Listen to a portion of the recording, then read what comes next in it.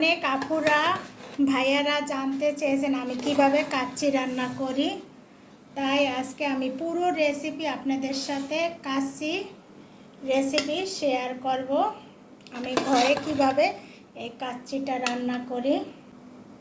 রান্না এক একজনের ধরন এক এক রকম, রান্না করতে পারে সবাই, আমি জানি। আমি কাউকে শিখাই না, আমি যেভাবে ঘরে আমার বাচ্চাদের রান্না করে খাওয়াই সেই রেসিপিটাই আপনাদের সাথে শেয়ার করি। তাই অনেক আপুরা ভাইয়ার আমার এই কাচ্চি রান্নার রেসিপি দেখতে চেয়েছে, তা আমি আজকে আপনাদের সাথে পুরো রেসিপি শেয়ার করব। হ্যালো এভরিওয়ান, আসসালামু আলাইকুম। আপনারা আমার সাথে থাকেন আমি কিভাবে এটা রান্না করি। এখানে গরুর মাংস নিয়েছি প্রায় 2 কেজির মতো। আমি এটা দিয়ে কাচ্চি রান্না করব। দেখেন এখানে এটা গরুর মাংস, কোরবানির গরুর মাংস এটা নিয়েছি, আর এটা দিয়ে এখন আমি কাচ্চি রান্না করব।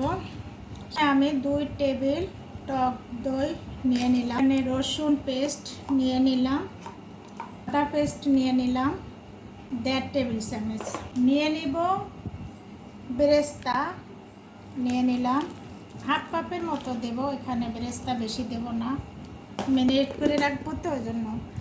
আর এটা হলো কাচ্চি বিরিয়ানির মশলা, আমি নিজে বাসায় তৈরি করে নিয়েছি। একসময় আপনাদের সাথে এই কাচ্চি বিরিয়ানির মশলার রেসিপিটা শেয়ার করব।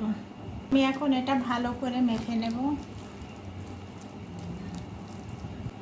দিয়ে দেব পরিমাণ মতো লবণ, পরে আমি আবার লবণ অ্যাড করব। এখন অল্প করে ম্যারিনেট করে রাখবো তো ওই জন্য অল্প লবণ দিয়েছি। ভালো করে মশলাটা মাংসর সাথে মিক্স করে নেবেন, তাহলে মাংসর ভিতরে ভালো করে মিশে যাবে। ম্যারিনেট করা শেষ, এটা আমি এখন ঘন্টাখানেক মতো রেখে দেব, তারপর রান্না শুরু করব।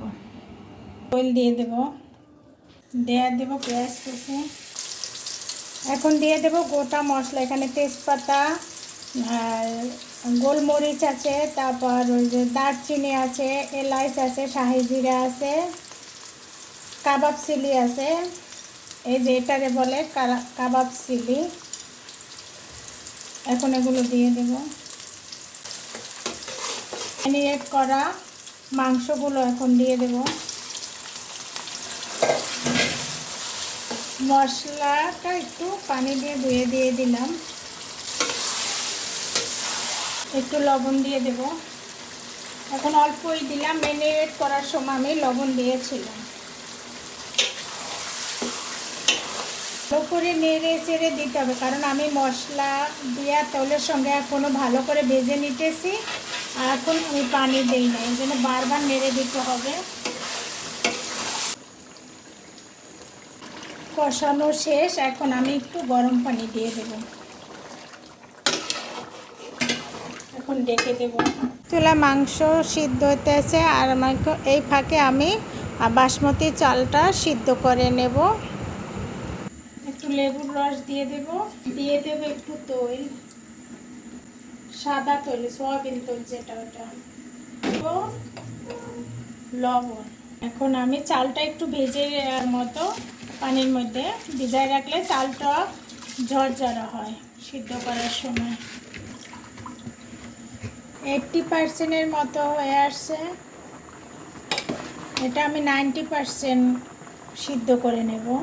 এদিকে আমার মাংস রান্না শেষ, মাংস রান্না হয়ে গেছে।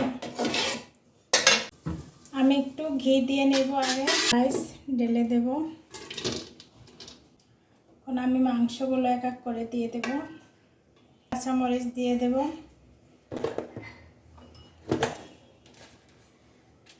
পেঁয়াজ বেরেস্তা দিয়ে দেব, আলু বোপারা দিয়ে দেব কিছু কিশমিশ। এখন বাকি রাইসগুলো দিয়ে দেব।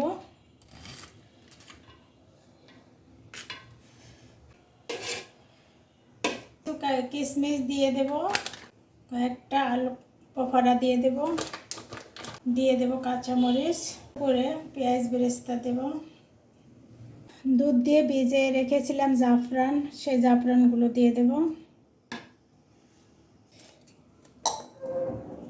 দিয়ে দেব একটু জর্দা রং।